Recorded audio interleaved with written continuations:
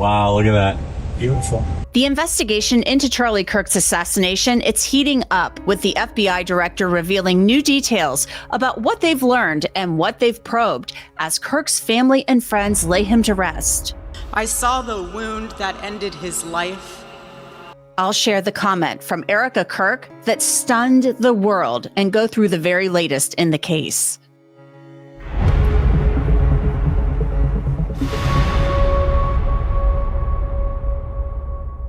Welcome to Crime Fix. I'm Angenette Levy. Tyler Robinson is charged with murdering Charlie Kirk, and he's in jail in Utah County, Utah, being held without bail. But just because Robinson is charged as the shooter, that doesn't mean the investigation is over. Far from it. As friends, supporters, and family of Charlie Kirk were honoring his life on Sunday, FBI Director Kash Patel sent a post out on X about what the FBI is investigating. I'll get to that here in a few minutes. The county attorney says 22-year-old Robinson confessed to murdering Charlie Kirk using his grandfather's .30-06 rifle, but there are questions about how and why Robinson made the decision to take Charlie Kirk's life.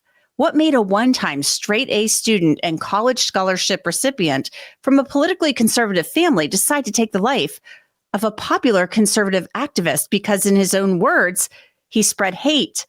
County Attorney Jeff Gray says Robinson was living with a roommate who was a male transitioning to female, and Robinson and the roommate were a couple, and that Robinson's mother told detectives that her son had moved to the left politically over the last year or so. Robinson's mother explained that over the last year or so, Robinson had become more political and had started to lean more to the left, becoming more pro-gay and trans rights oriented.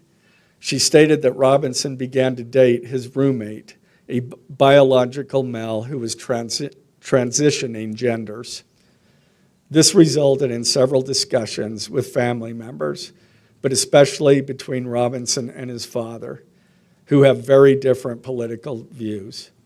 In one conversation before the shooting, Robinson mentioned that Charlie Kirk would be holding an event at UVU, which Robinson said was a stupid venue for the event.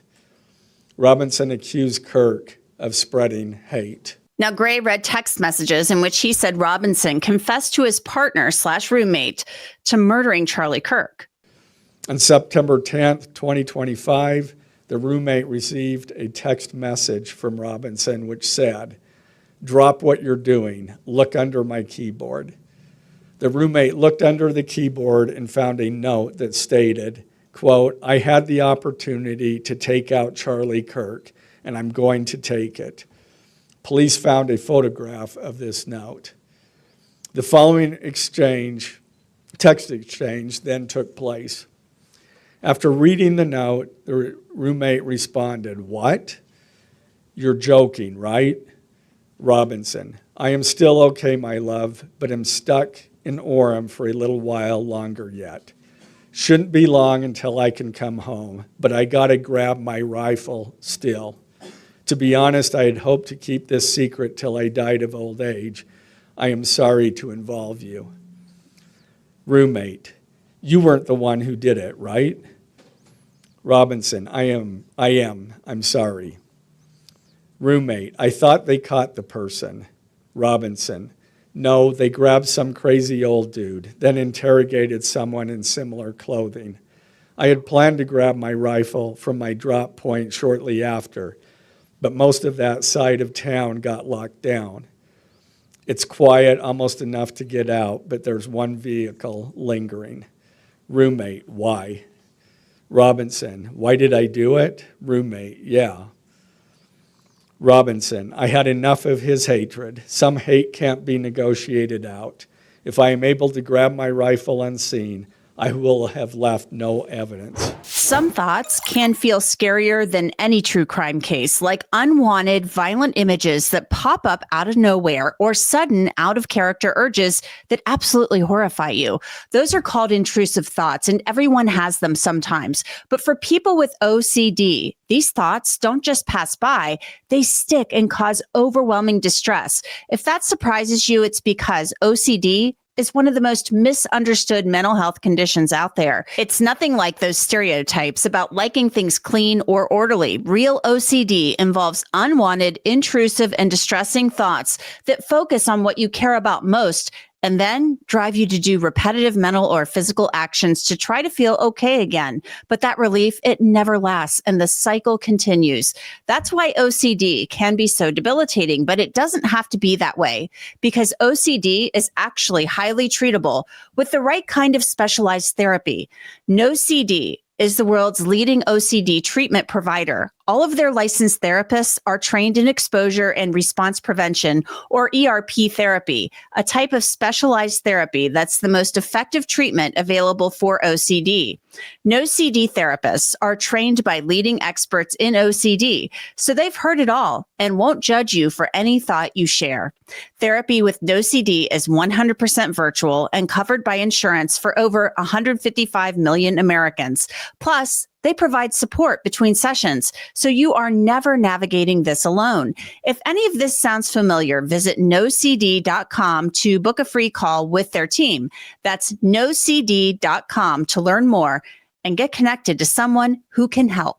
The text messages, they're a full-blown confession. There's no doubt about it. And there are separate groups of them in the information filed by the county attorney.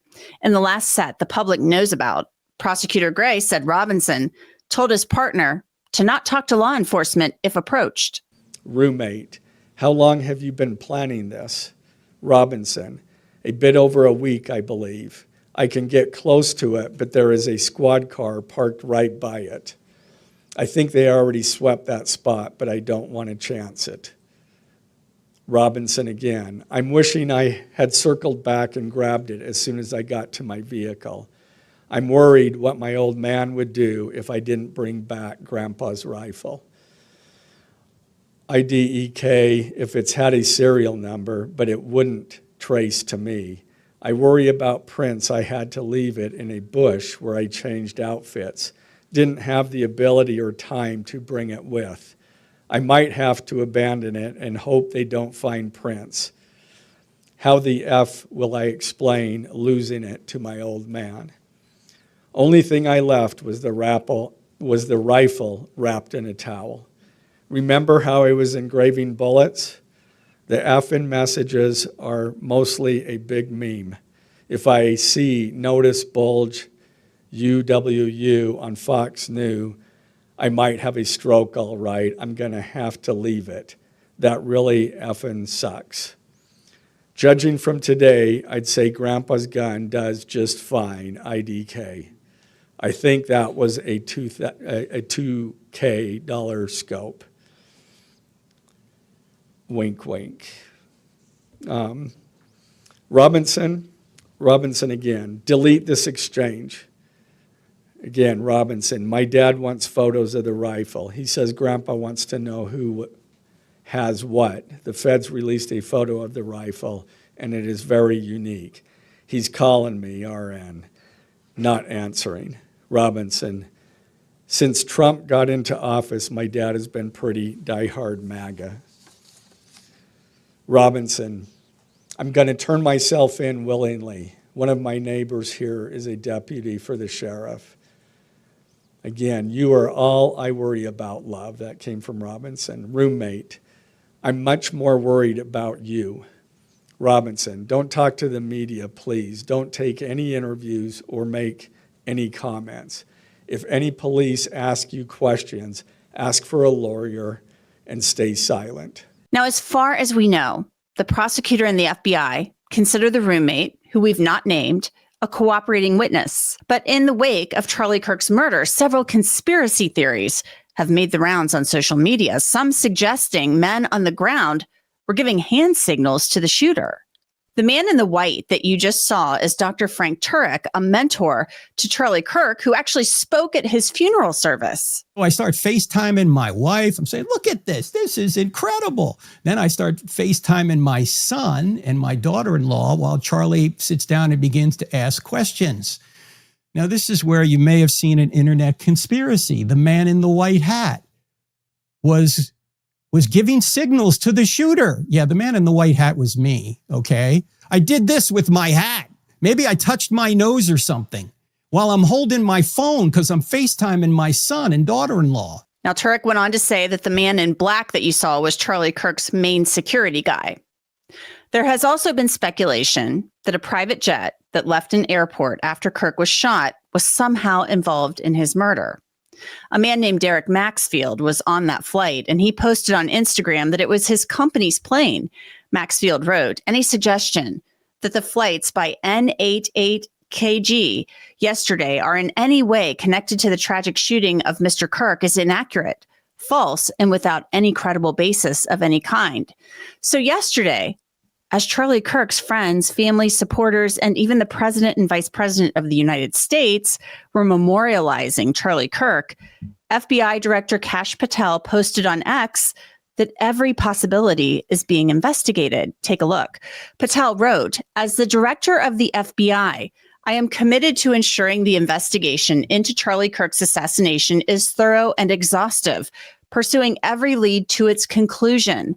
The full weight of America's law enforcement agencies are actively following the evidence that has emerged, but our efforts extend beyond initial findings. We are examining every facet of the assassination. We are meticulously investigating theories and questions, including the location from where the shot was taken, the possibility of accomplices, the text message confession that I just read to you, and related conversations, Discord chats, the angle of the shot and bullet impact, how the weapon was transported, hand gestures observed as potential signals near Charlie at the time of his assassination, and visitors to the alleged shooter's residence in the hours and days leading up to September 10th, 2025. Some details are known today, while others are still being pursued to ensure every possibility is considered. Our primary focus is to complete this investigation and deliver justice. To protect the integrity of the investigation and subsequent prosecution, we cannot release every piece of information we have to the public right now.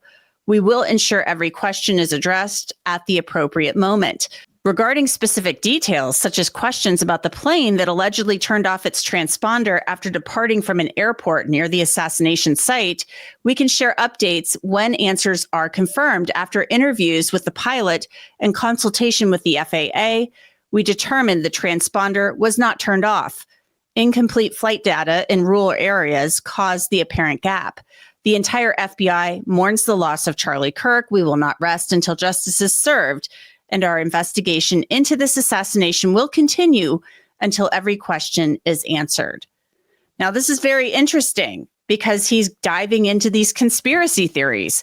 Patel testified in front of Congress last week, and he said this about Discord, the messaging platform, whose spokesperson has said Tyler Robinson did not plan the crime on the site, but admitted to it after the fact on that platform. Reports have suggested that the FBI is investigating a broader network of groups that may have had some knowledge of the shooter's plans. Can you give us any details on that, following up what you've already said in public? How's the FBI working to find other potential accomplices, folks who may have known about the shooter's plans, folks who may have encouraged him? Any update on any of that? So in terms of what we do for an interrogation perspective, we go and reach out to the family and community immediately. And we've conducted those investigations and interrogations with local law enforcement. And we're continuing to do that because those closest to the suspect are going to hopefully know the most about the suspect and his beliefs and his ideology. On top of that, unfortunately, it has been leaked that there was a Discord chat. And for those unfamiliar with it, it's a gaming chat room online that the suspect participated in. So what we're doing, we've already done, is serve legal process, not just on Discord, so that the information we gathered is sustained and held in a evidentiary posture that we could use in prosecution should it be decided to do so. And we're also going to be investigating anyone and everyone involved in that Discord chat. Okay, very good. I see the public reports that the Discord thread had as many as 20 additional users. It sounds like you're trying to run down all of that to see if that's accurate, who else may have been on that thread, what they may have known. Is that fair to say? It's a lot more than that, and we're running them all down. It's a lot more than 20? Yes, sir. And you're running all of that to ground? Every single one. Now, Erika Kirk, Charlie Kirk's widow, and now the CEO of Turning Point USA, the organization that Kirk founded when he was just 18 years old, spoke at the service about the loss of her husband. On the afternoon of September 10th, I arrived at a Utah hospital to do the unthinkable, to look directly at my husband's murdered body. I saw the wound that ended his life. I felt everything you would expect to feel. I felt shock.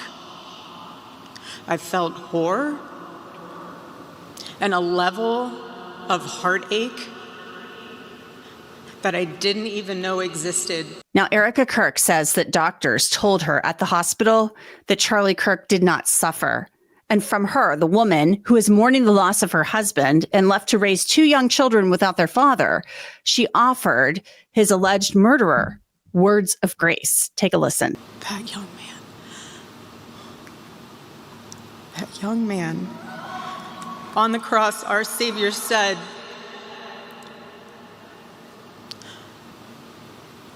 "Father, forgive them, for they not know what they do." That man, that young man, I forgive him. I want to bring in Mark Weaver. He is a prosecutor who practices in Ohio, but has also prosecuted death penalty cases. Mark, I want your thoughts on Kash Patel's tweet. He sends this out right in the middle of the Charlie Kirk memorial service, and he's basically saying this investigation is not over. They're investigating everything. The location of the shooting, the angle, the trajectory, of course, that will be part of the case, the possibility of accomplices, and the text message confession. The text message confession between Tyler Robinson and the roommate, it is kind of interesting. I mean, it's really stuck with me and piqued my interest looking at that, because it just seems like, first of all, not how 22-year-olds talk. And second of all, just weird that you would just spill your guts about this to somebody who's your romantic partner over text, and that the roommate's not picking up the phone and saying, "What the heck did you just say?"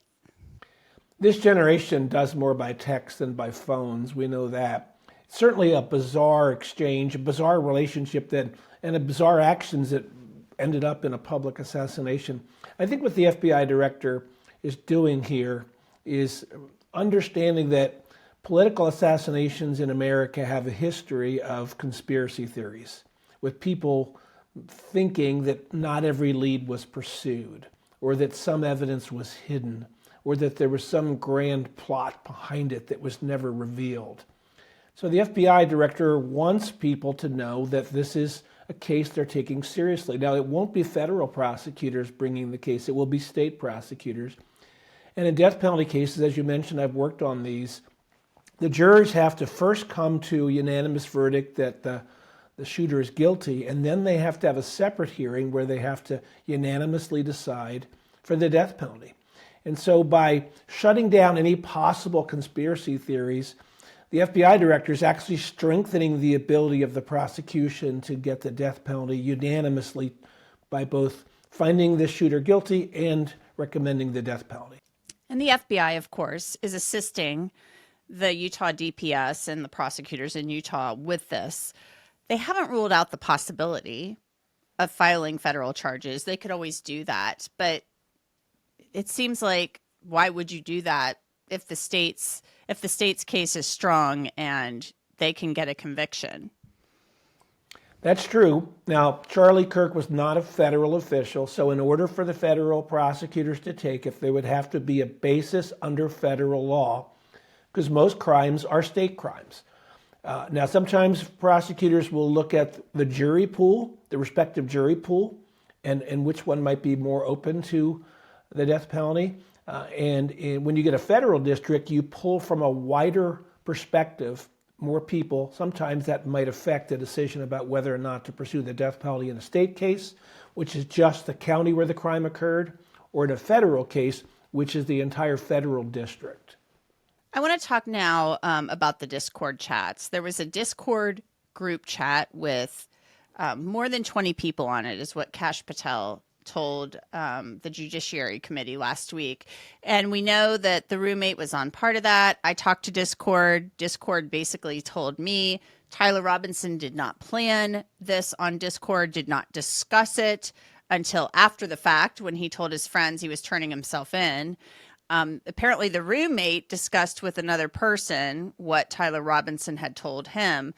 But we don't really know what Tyler Robinson, who else he might have been talking to on Discord. Kash Patel said they're chasing down more than 20 people. So could he have been radicalized, Tyler Robinson, on Discord or other social media platforms? Because we have a kid who was 22 years old, a young adult, who came from a conservative family, and then his mom tells law enforcement just in the last year or so, over the last year or so, he had started to move politically more to the left and become more, pro-rights, gay rights, and pro-trans rights.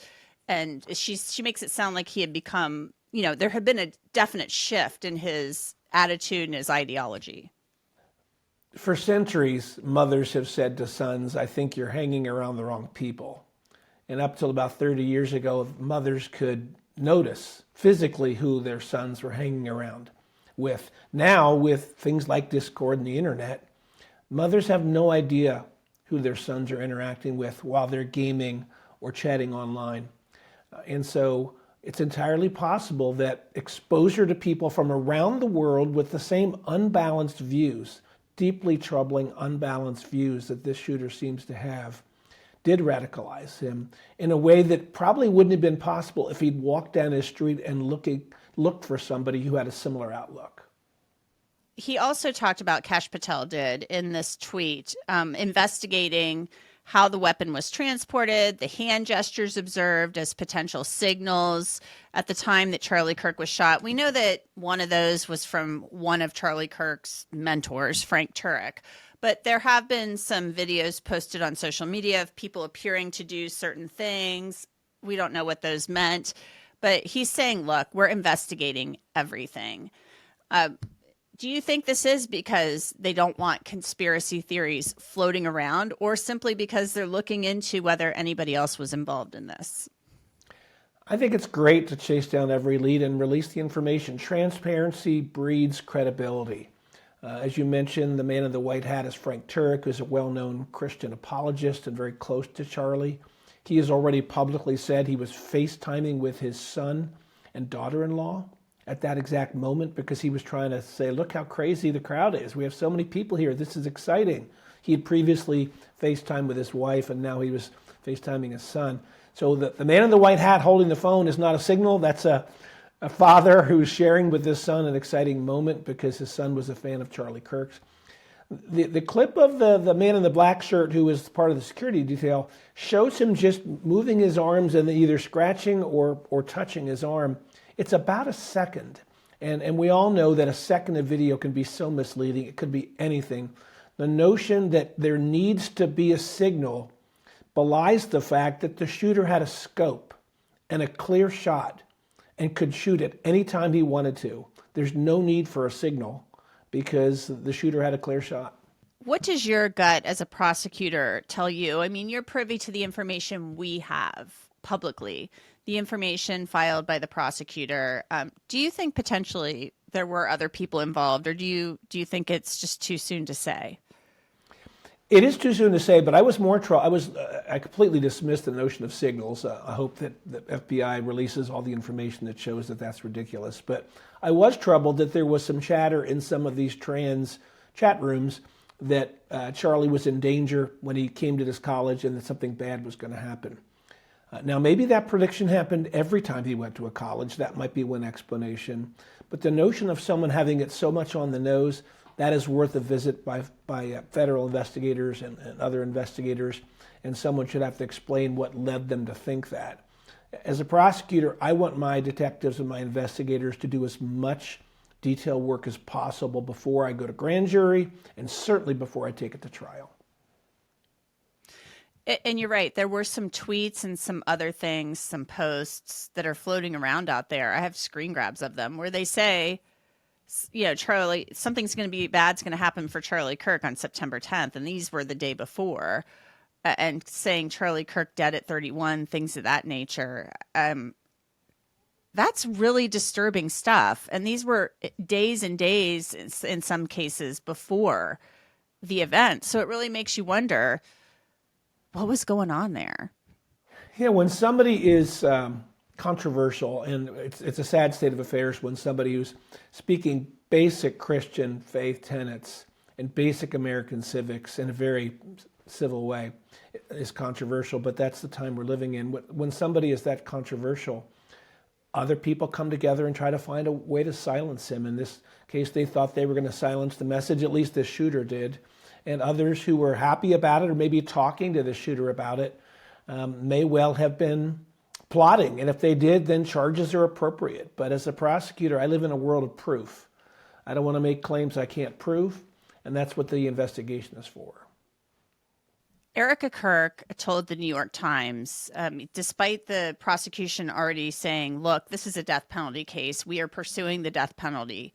She said she didn't want to be part of that decision. She didn't want to opine on that because she doesn't want that decision, the blood of that person on her hands. How much does somebody like Erika Kirk's, wishes factor in with a prosecutor? I mean, this is what she's saying, but she's leaving it up to them essentially. So as the prosecutor, that the defense attorney is going to come back and say, at this point, they're going to try to suppress all the evidence, of course, but they're going to try to save his life. That is going to be their end goal in a capital case. They're going to try to get the death penalty stricken. Do you just keep plowing forward with this, no deals whatsoever? Well, the notion of what families want was a big issue in the Idaho 4 murders, which you covered probably better than any reporter, and you and I have discussed numerous times on this airway. And as a death penalty prosecutor, when I meet with families who've seen their loved one killed, I want them to say what they want to do, and I want to listen to that. But I always have to remind them that the charges are being brought by the state. Prosecutors don't represent individual people. Prosecutors represent everybody. And prosecutors have to make the best decision for everybody. So I think it was wise beyond her years for Erika to defer that to prosecutors because it is their decision. And although I want to hear what the victim's family says, I can't be bound by it. Well, we will keep a close eye on it. We're looking forward to learning who's going to represent this guy, Tyler Robinson. Thank you so much, Mark Weaver, for your time. I appreciate it. Tyler Robinson remains in the Utah County Jail, being held without bail, and he'll be back in court next week. During his first court appearance last week, he only spoke when asked to state his name and showed little, if any, emotion. Meanwhile, Turning Point USA's American Comeback Tour, it's continuing. Monday night, the tour is going to the University of Minnesota Twin Cities for a rally event at that college campus. And that's it for this episode of Crime Fix. I'm Angenette Levy. Thanks so much for being with me. I'll see you back here next time.